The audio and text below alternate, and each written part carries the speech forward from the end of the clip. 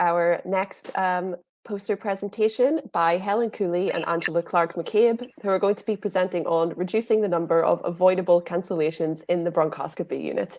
So whenever you're ready. So hi, our bronchoscopy unit undertakes 950 procedures a year. And as a team, we undertook a process map of the service and completed a team affinity exercise to try and identify inefficiencies, improve capacity in our current pathway and reduce waiting times. So lost procedure capacity due to a high rate of avoidable cancellations was identified as a key area where efficiencies could potentially be made. Avoidable cancellations were due to incorrect pre and post procedure preparations and DNAs, and any lost procedure capacity has financial implications and direct impacts on our staff utilisation and patient waiting times.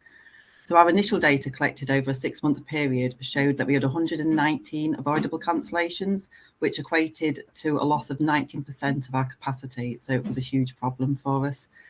Angela here, our clerical officer, proposed the addition of an extra step in the process, adding a telephone call up to 72 hours before an appointment. Our aim was to reduce avoidable cancellations by 100% by December 2023.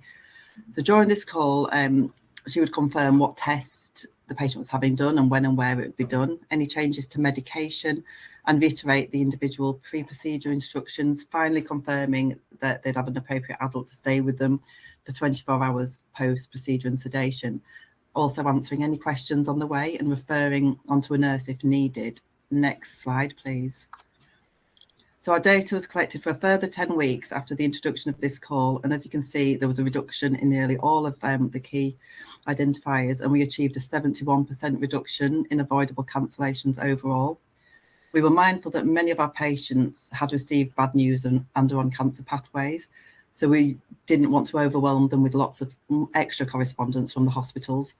Therefore, we asked for their feedback and it all came back positive. So what we learned with a lot of QI work, the emphasis is on streamlining and removing steps. However, this piece of work showed us that it is fine to add a step as long as it has value.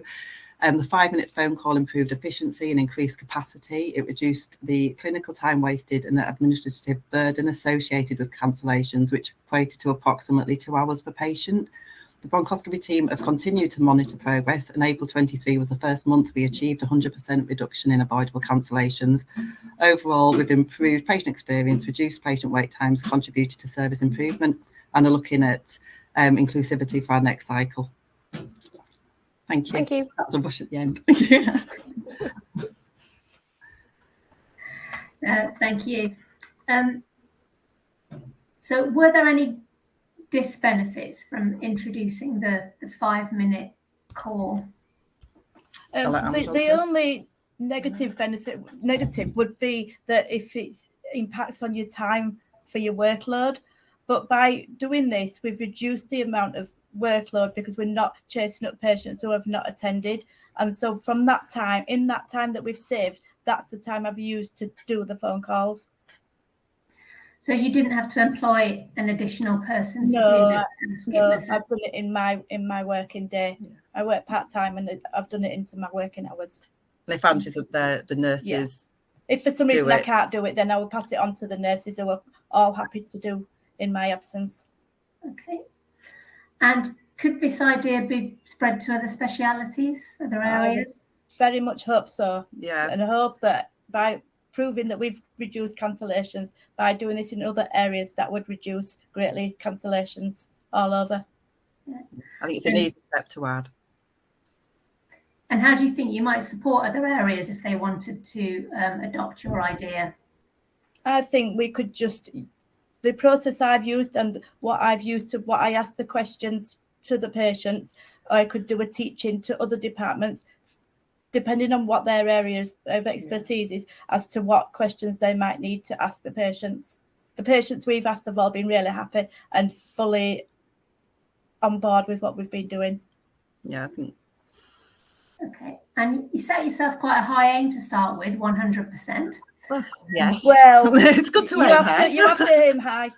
Well, we've achieved it now. We did know it was a tall order, but we have achieved it. We're aware that people whose English isn't the first language or with memory problems, this, won't always work. And therefore, that's why we're looking at the next PDSA to try and send personalised text messages, or maybe have those translated into other languages, so it goes in the patient's first language. But that is something else we learned from this process, was that 100% without any backup to reach the people who can't be contacted by the phone initially needed to be in place as well. And I guess other specialities might not be able to achieve that 100%. Maybe. Maybe. Well, not initially, maybe. Thank you very much. Thank you. Thank you.